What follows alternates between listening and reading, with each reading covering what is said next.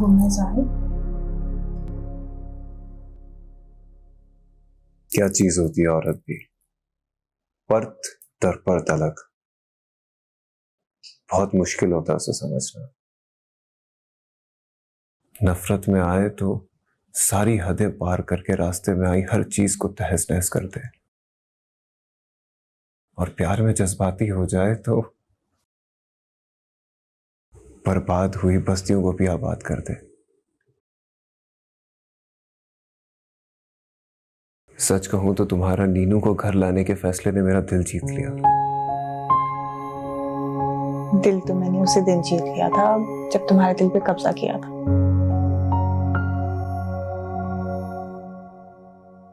मैंने नेहा के साथ बहुत बुरा सलूक किया है, बहुत बुरा भला कहा मैंने उसे।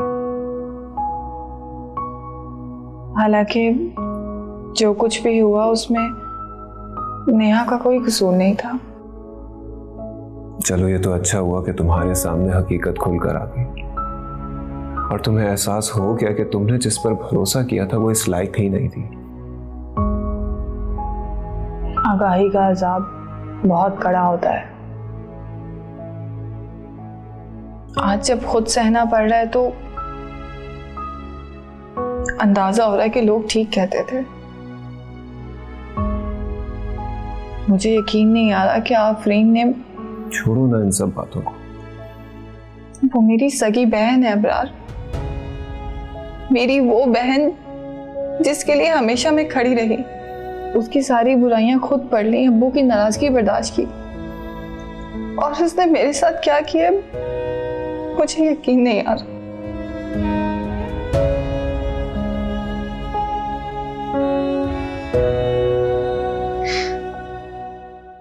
जो हुआ उसे एक भयानक हकीकत समझकर भूल जाओ आप, और ये सब सोचने से बेहतर है कि आगे बढ़ो।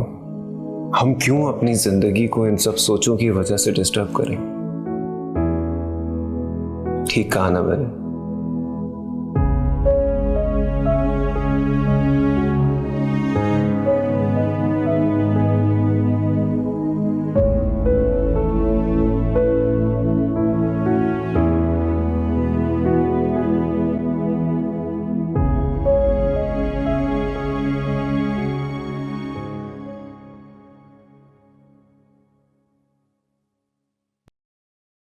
बहुत बड़ा सबक मिला मुझे वक्त के हाथ। मुझे अब तुम्हारी किसी भी बात पे यकीन नहीं रहा।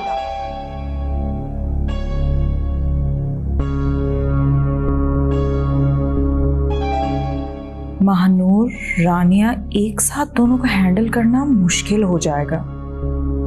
रानिया तो मेरी बातों में नहीं आने वाली। हाँ, लेकिन महानूर तो मेरी बहन है ना, उसे रोकर इमोशनल कर सकती हूँ।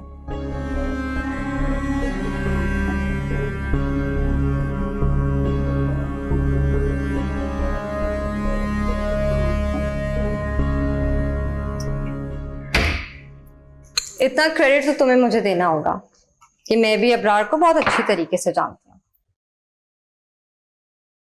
मेरे अबरार से लेके तुम्हारे अबरार तक का सफर काफी अजियतनाक था मेरे लिए।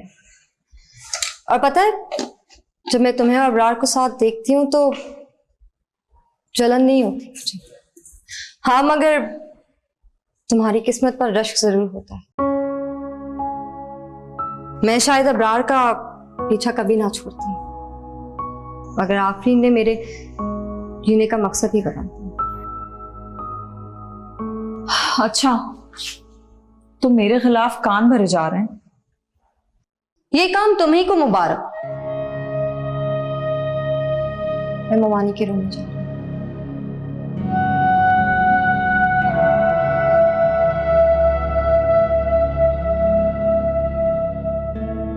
इग्नोर कर रही हो ना मुझे? मैं तुमसे बात कर रही हूं मानो। क्या बात करोगी, या कैसे वजाहतें दोगी उन सब हरकतों की जो तुमने मेरे साथ की हैं? मेरी खुशियों को तबाह करने में तुमने कोई कसर नहीं छोड़ी आफरीन। शर्मिंदा होने के बजाय तुम मेरे सामने यूं ढीठ बन के खड़ी हो।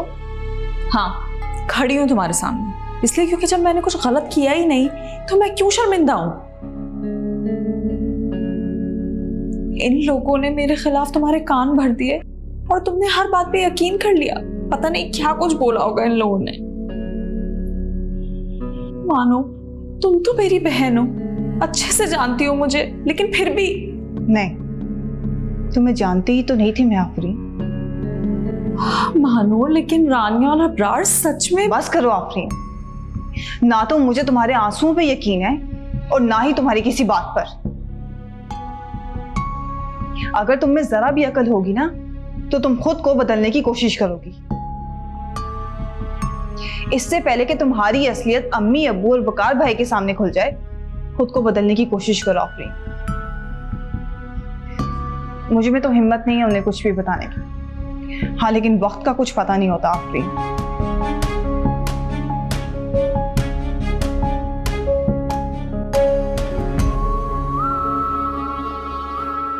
वक्त को बदलना आता है मुझे। मैं अपने हिसाब से चलती हूँ, किसी के कहने पर नहीं।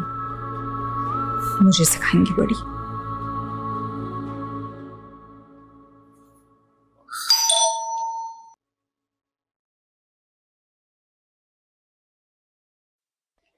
मुझे लगा ऑफ किया है तो तबीयत नासाज होगी, but you looking so pretty. Vikal, तुम यहाँ क्यों आए हो?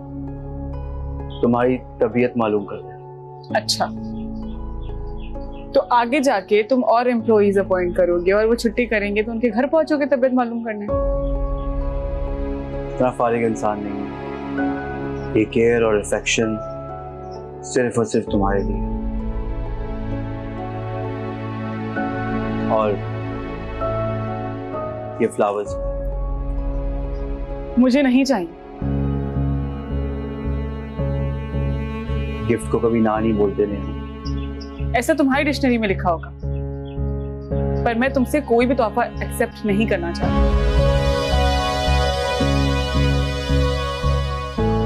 अंदर आने को भी नहीं कहोगी?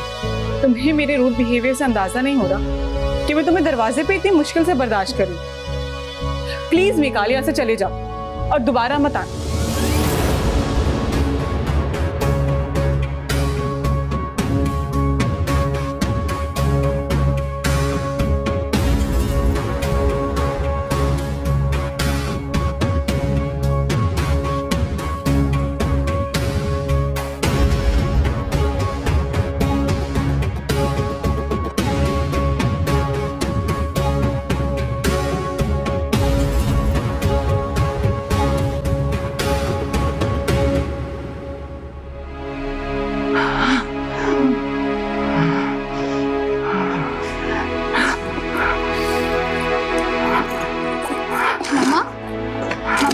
आपको एक मिनट। सकीना, सकीना पानी लेके आओ जल्दी से।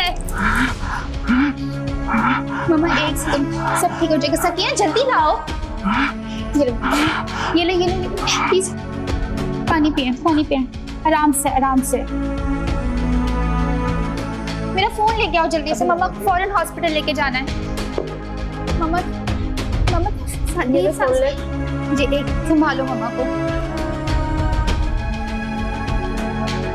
हेलो। अल्लाह तुम्हें हमेशा खुश रखे। खुदा हाफिज बेटा, अपना ख्याल रखना। मानो से बात कर रही थी? जी मानो से बात कर रही थी। बहुत खुश है, अबरार के साथ कहीं बाहर जा रही थी। अरे आफरीन तुम? कहीं नहीं जा रही,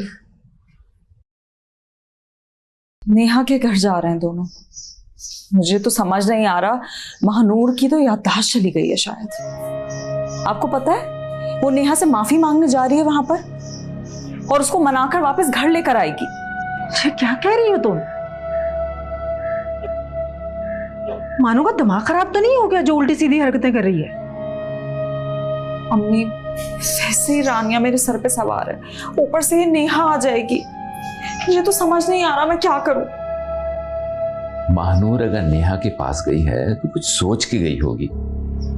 हो सकता है नेहा को अपनी गलतियों का एहसास हो गया हो, या उसने उससे माफी मांग ली हो। वो भी इस घर की बच्ची है।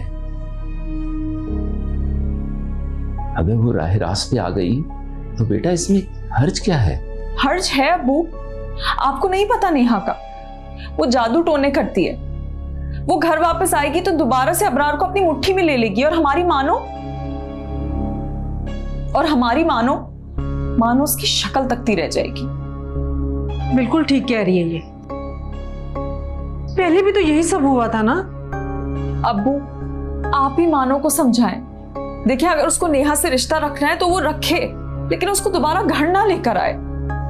ठीक है, मैं बात करता हूँ उससे। लेकिन अब्बू प्लीज मेरा नाम नहीं आना चाहिए, वरना मानो दोबारा मुझसे नाराज हो जाएगी। आप जाएं, जरा मानो को कॉल करें, बात करें उससे।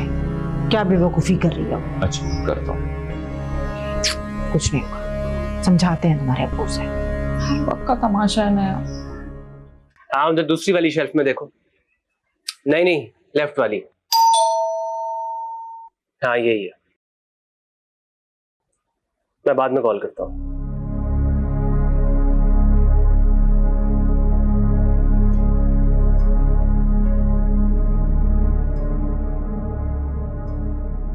अब ये आप कहाँ से उठा लाए? यहाँ दरवाजे पे पड़ा था। तो ऐसे ही कुछ भी उठा के घर में ले आएंगे आप बाहर का? मुझे दीजिए, मैं फेंक देती हूँ उसे। अरे पढ़ने तो दो। इसे छोड़े, आप फ्रेश हो जाइए, महानूर अबरार आते होंगे।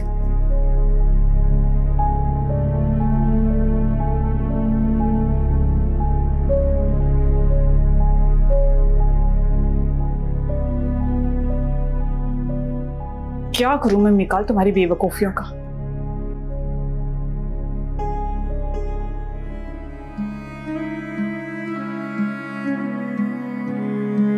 क्या बोला डॉक्टर ने भाई? मॉम पैरालाइज हो गई। क्या बोल रहे हैं आप? उनका बीपी शूट कर गया था और क्या भाई? कुछ कह नहीं सकते कि ये वापस से चल सकेंगी या ऐसा ना बोलें भाई।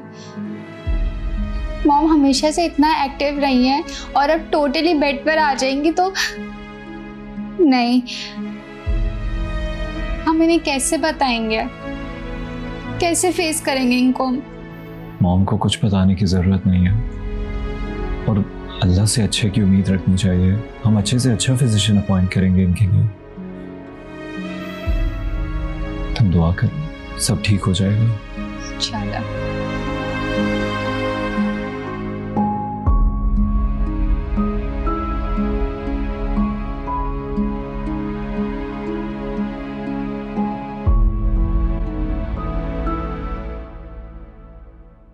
नसरीन, जी बाजी। ये ऊपर सफाइयाँ किस चीज की चल रही हैं? वो जी रानिया बाजी है ऊपर, नेहा भी आ रही, कमरे की सेटिंग करवा रही।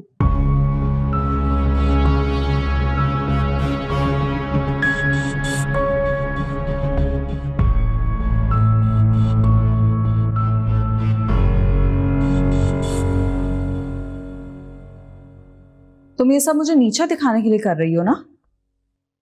तुम्हें इतनी गलत फहमी क्यों है अपने बारे में कि मैं तुम्हारे बारे में सोचूं? तुम अपनी असलियत अपने हाथों से खोलोगी। अच्छा, इसका मतलब तुम मुझे बिल्कुल नहीं जानती। मेरी असलियत आज तक मेरे माँ बाप पर नहीं खुली तो मानून ने तो इस खूबसूरत चेहरे के पीछे छुपे भयानक चेहरे को देख लिया, और शायद अबरार के साथ साथ नीनू भी तुम्हारी असलियत को पहचानना शुरू हो गई। अबरार और नेहा मेरा कुछ नहीं बिगाड़ सकते। मैं इस घर की बड़ी बहू जो हूं। और रही बात बड़े बहू की टाइटल की, वो मेरे पास। आहिस्ता आहिस्ता वक्त के साथ साथ चीजें बदल। इंतजार करना कैसे इस छत को मैं तुम्हारे लिए तंग कर।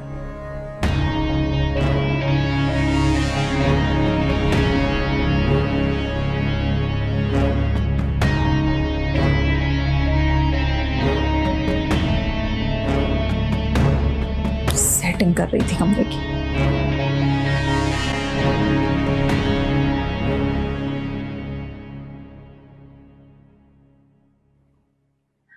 आज तुम्हें इतने दिनों बाद खुश देखा तो बस नजर उतार दी। किसी की नजर ना लग गई हो ना?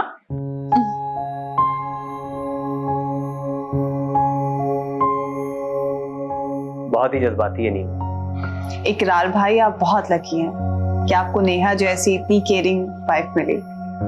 हाँ, लेकिन उससे भी ज्यादा लकी तो मैं हूँ जिसे इकरार जैसे लविंग हस्बैंड मिले, अबरार जैसा केयरिंग भाई और खाला अम्मी जैसी माँ। अल्लाह ताला ने ना मुझे कंप्लीट फैमिली पैकेज दे दिया। मानूर पहले ना मैं अपने मामा पापा की डेथ पे बहुत रोती थी, अकेले बैठ के अल्लाह मियां से बहुत शिकवा करती थी। लेकिन जैसे जैसे बड़ी हुई इतना प्यार मिला, फिर समझ में आया कि अल्लाह ताला ने कुछ रिश्ते दिए लेकिन बदले में बहुत सारे रिश्तों से नवाजा। तो बस फिर जो रिश्ते आपको रब ने दिए हैं उन्हें निभाने के लिए आप हमारे साथ चलें।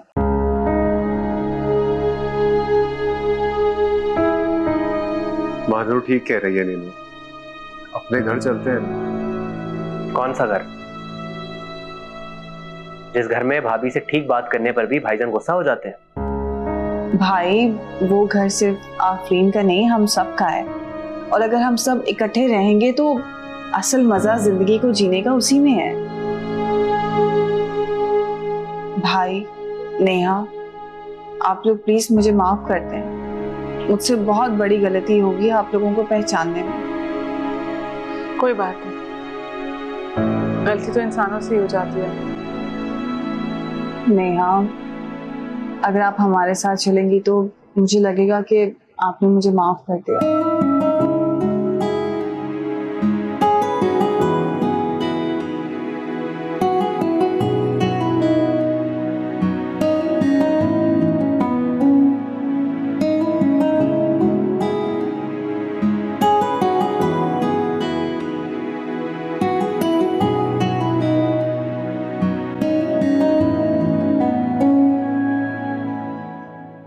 ममानी, एक बात पूछो? पूछो बेटा। नीनू भाभी जब यहाँ रुखसत होकर आई थी तो आप लोगों ने कैसे वेलकम किया था उन्हें? अरे बेटा, घर की बच्ची थी, घर के घर में रुखसत हो गई, क्या वेलकम वगैरह। बाजी, ड्राइवर जो सामान लेके आया मैंने कमरे में रख दिया। ठीक है, तुम जाओ। क्या सामान है? सरप्राइज है। सरप्राइज? कैसा सरप्राइज? क्यों ना नीनू की वापसी को हम नई नवेली दुल्हन की तरह सेलिब्रेट करें?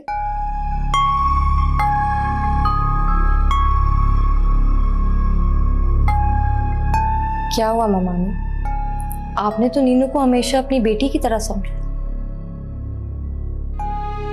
तो क्यों ना मां बनकर उसकी खुशियों का सोचूं? मैं जानती हूँ ये सब करने से इकरार भाई और नीनू के दिल में जो गिले शिकवे हैं वो दूर ना हो सके, लेकिन कम तो हो सकते हैं ना?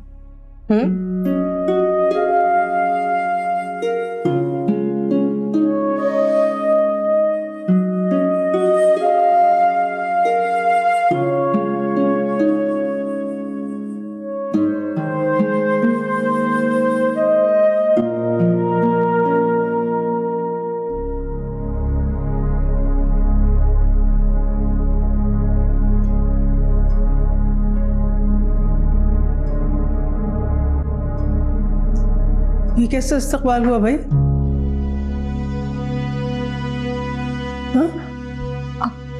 ममानी, मैं खुद सेट करके गई थी और इनफैक्ट मैंने आफरीन को भी कहा था कि वो एक फाइनल चेक कर ले। अच्छा, तुम्हारा मतलब है आफरीन ये सब कुछ करके गई है? नहीं नहीं ममानी, मैं तो ऐसा सोच भी नहीं सकती हूँ, लेकिन बाहर से भी कोई नहीं आया घर में और मैं भी तो आप ही के साथ थी ना।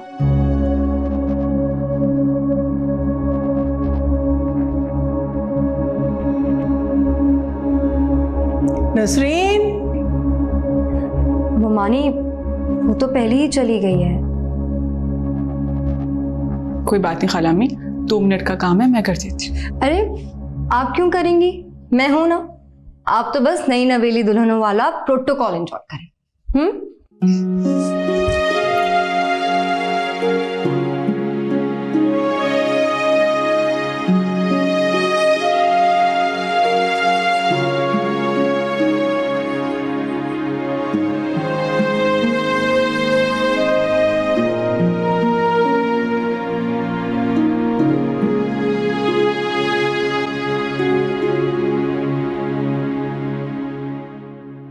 आफरीन जी।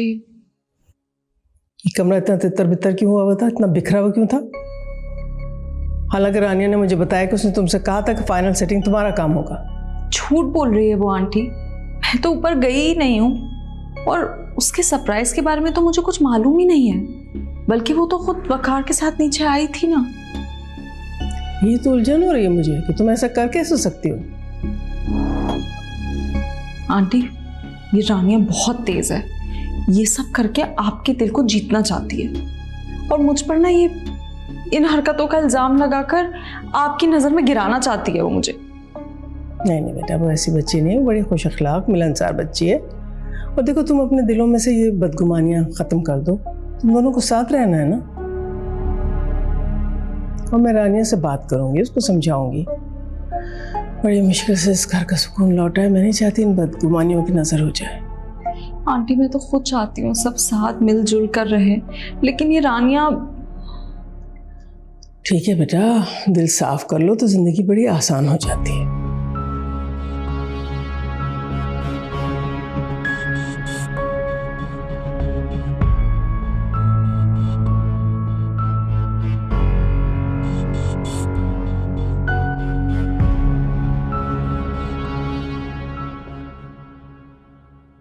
तुम्हें सोचना चाहिए मानो, कैसे भूल गई वो सब जो नेहा ने तुम्हारे साथ किया था।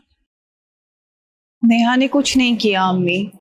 हद है वैसे, देखे को अनदेखा कैसे कर सकती है। भूल गई वो वक्त जब तुम्हारी आंखों से हर वक्त आंसू बहते थे कि अब्रार तुम्हारी बजाय नेहा को अहमियत देता है। मेरे आंसुओं की वजह नेहा नहीं थी, मेरी खुद की बेवकूफियां थी अम्मी। मुझे तो लगता है नेहा ने जैसे तुम पर जादू कर दिया, ऐसे उसके साइड ले रही हो। अम्मी, तुम सुन रही हो ना मैं क्या कह रही हूँ तुम्हें? मैं सुन रही हूँ। सिर्फ सुननी नहीं है मेरी बात, उस पर अमल भी करना है। देखो, उस घर में आफरीन और तुम एक दूसरे की ढाल बनकर रहो। किसी गैर के बहकावे में आने की कोई जरूरत नहीं है। ठीक है अम्मी, मैं आपसे बाद में बात करती हूँ। चलो ठीक है। मैंने क्या कर दिया इस लड़की को? गर्मा गर्म चाय। Thank you. क्या हुआ, सैड लग रही हो? हाँ, वो आफरीन शायद घर गई थी और उसने अम्मी को तुम्हारे आने का बता दिया। साथ ही अम्मी का दिल भी बुरा कर दिया कि मैं आफरीन के बजाय तुम्हारी हिमायत कर रही हूँ। मुझे लगा था कि तुम्हारे सामने असलियत खुल जाने पे आफरीन भाभी को सुधर जाएंगी। सोचा तो मैंने भी यही था, लेकिन हर बार की तरह उसने साबित कर दिया कि वो कभी नहीं बदल सकती। और जो कोई ये सोचता है कि वो बदल जाएगी, उसकी बहुत बड़ी बेवकूफी है। फिर अब पता नहीं।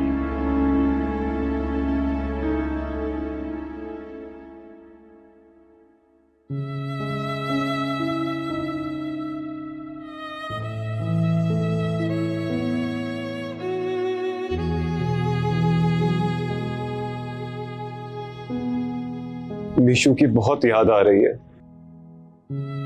तो उसका झूठा मूठा रूठना, फिर खुद ही मान जाना, छोटी छोटी चीजों के लिए जिद करना और जिद ना पूरी होने पर मेरी चीजें छुपा देना, मेरा गुस्सा करने पर मुझे प्यार से मनाना। कौन तंग करेगा मुझे ऐसे? कौन मनाएगा मुझे ऐसे? किसको अपना प्यार दूंगा मैं? सारा दिन मुझसे छोटी छोटी फरमाइशें किया करती थी।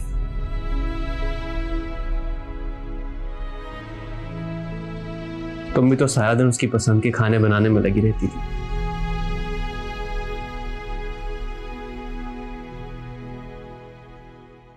तो बिल्कुल सही कहते थे बेटा, मैं अच्छी माँ ना बन सकी अगर अच्छी माँ होती तो मेरी बच्ची मेरी मीशा मेरे साथ होती यहाँ पर। मैं उसकी मौत की जिम्मेदार हूँ, मैं उसकी मौत की जिम्मेदार हूँ। आए, कोई माँ भी भला अपने बच्चों के साथ ऐसा करती है। या अल्लाह मुझे माफ कर दे मीशा, मुझे माफ कर दे मेरे बच्चे, मुझे माफ कर दे मेरी जान, मुझे माफ कर दे।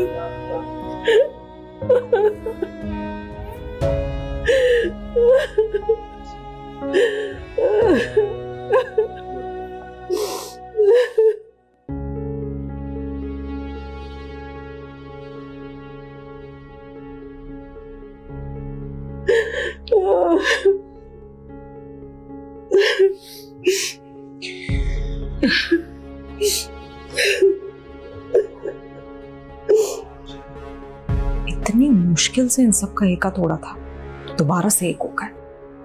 खैर, मैं भी इतनी आसानी से इन लोगों को एक होने नहीं दूंगी। लगता है रिफत खाला के पास जाना ही पड़ेगा।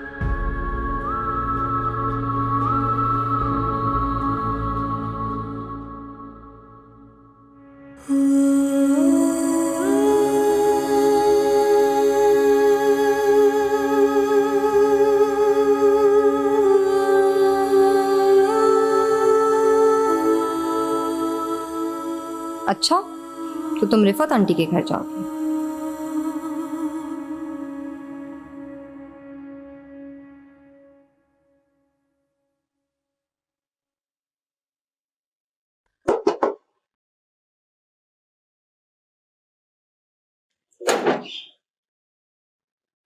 अस्सलाम वालेकुम।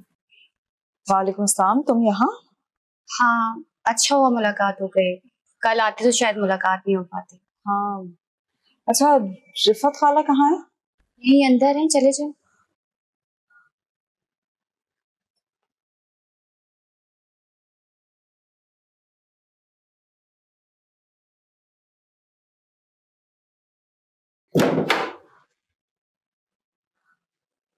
आपको पता है रिफत खाला, लगता है जैसे सब कुछ एकदम से ही हाथ से निकल गया हो।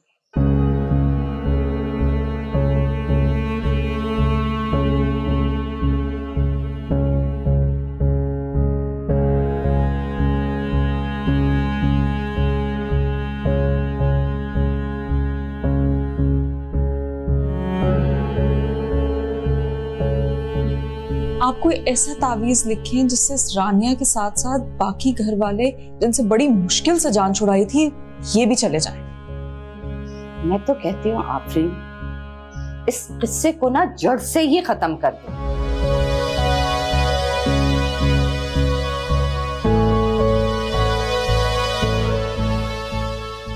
मेरी सास के मरने के बाद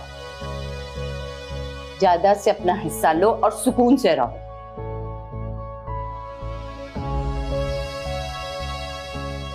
तो ठीक है, फिर आप लिख दें मेरी सास की मौत का परवाना।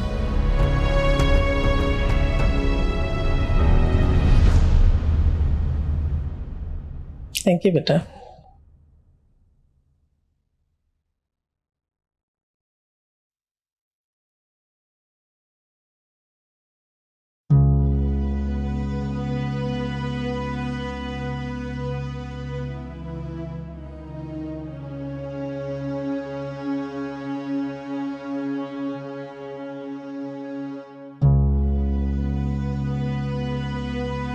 क्या बात है बेटा, कुछ कहना चाहती हो तो कह दो, जो भी दिल में तुम्हारे। डर लगता है, शायद आप ना समझे। नहीं नहीं, बिला झिझक और जो भी कहना है तुम्हें बताओ। ममानी, आप मुझे गलत नहीं समझिएगा, ये जो आफरीन है ना, ये दोगली इंसान। आप लोग के सामने तो मासूम बनती है, लेकिन पीठ पीछे बहुत ही चालाक है। तुम्हें यहाँ आए जुमा 8 दिन भी नहीं हुए और तुम आफरीन की बुराइयां करने लगी। देखो, वकार की बीवी बनकर रहो, आफरीन की सौतन नहीं, समझ गई? मैं सौतन नहीं बन रही, आपको सिर्फ सच पता। अगर आपको आफरीन की असलियत जाननी है ना, तो एक दफा आप महाजबीन के घर चले जाए। मुझे आफरीन पे कोई शक नहीं, मैं खामखा क्यों किसी के घर जाके उसके बारे में पूछूं? क्यों तस्दीक करूं किसी चीज की? मानी प्लीज, आपको मीशा का वास्ता, सिर्फ एक दफा आप वहां चली जाएं, आपको आफरीन की असलियत पता चल जाएगी। प्लीज।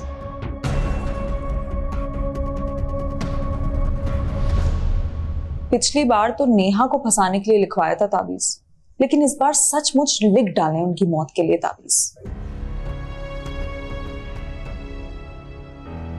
ऐसा करती हूँ कि ना रहेगा बांस ना बजेगी बांसुरी।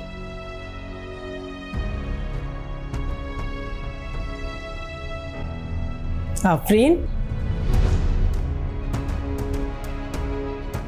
क्या समझती थी मैं तुम्हें और क्या निकली तुम?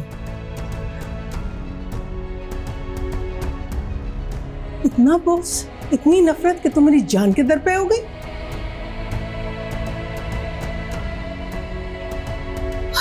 मैंने तुम्हें बेटी समझा था, तुम तो बहू कहलाने के बुलाए अपने।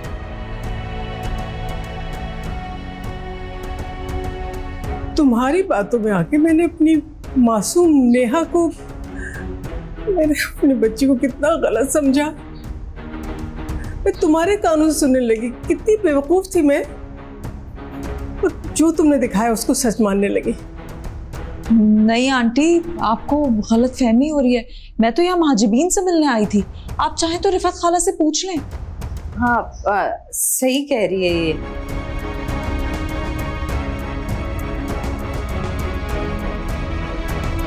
तुम्हारा क्या ख्याल है? मैं इतनी अहमक और बेवकूफ हूँ? जो मैंने कानों से सुना है अपने, जो मैंने अपनी आंखों से देखा है, उसको झुठला दूंगी? नहीं, कभी नहीं। जो कुछ मेरी लाइल्मी में हो गया सो हो गया, लेकिन अब नहीं। समझे तुम दोनों? अब नहीं, हरगिज नहीं।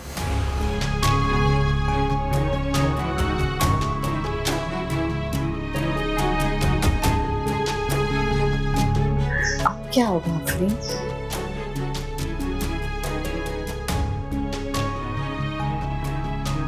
कुछ भी नहीं होगा रिफत खाला, बस जैसा मैं कहूँ ना आप वैसे ही कहिएगा।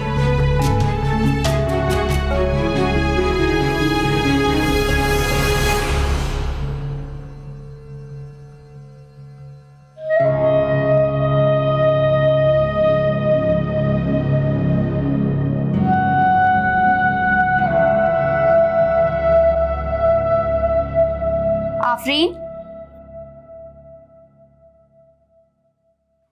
जब सब कुछ खुल ही गया है तो तुम जाके कबूल कर लो। वो माँ है, माफ कर देंगी। मैं और माफी मांगू? ऐसा हो ही नहीं सकता। इतना सब कुछ हो जाने के बाद कैसे जस्टिफाई करोगी तुम अपनी हरकतों को? मैं कुछ ना कुछ कर लूंगी। आफरीन नाम है मेरा, आफरीन। मुश्किलों से घबराती नहीं हूँ, बल्कि डट के उनका मुकाबला करती हूँ। इंसान को कॉन्फिडेंट होना चाहिए, ओवर कॉन्फिडेंट नहीं, क्योंकि हद से ज्यादा बढ़ा हुआ कॉन्फिडेंट भी ना इंसान को बन गली में लाके खड़ा कर देता है, जहाँ से ना बचने का कोई रास्ता मिलता है ना निकलने का कोई हल। मैं हल भी निकाल लूंगी और रास्ता भी। आपको मेरे लिए परेशान होने की जरूरत नहीं है। दोस्त हूँ मैं तुम्हारी, मैं नहीं चाहती कि तुम्हारा अंजाम बुरा हो, इसलिए मैंने महानूर को सब कुछ सच सच बता दिया। अच्छा, तो वो तुम थी जिसने महानूर को मेरे खिलाफ भड़काया है? भड़काया नहीं, सिर्फ तुम्हारा सच बताया है। तुम जैसी दोस्त से तो दुश्मन बेहतर है।